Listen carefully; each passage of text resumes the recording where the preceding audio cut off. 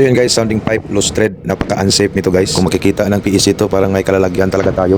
Dinala ko muna yung takip sa engine room at saka binapping natin ng kunti para medyo umaliwalas naman yung kanyang muka. So ayan na siya guys, medyo gumanda na.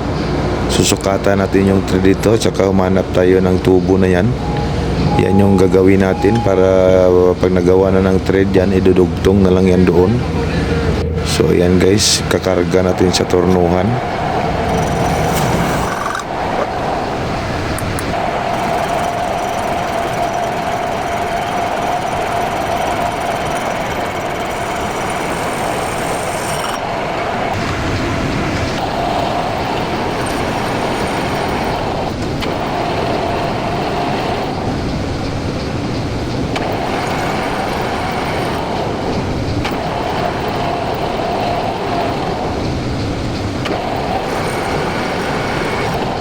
Tapos itong takip guys, pasadahan din natin, i-retread lang natin ng kunti.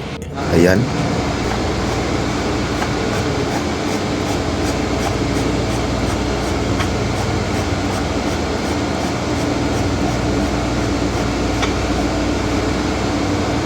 Sampak.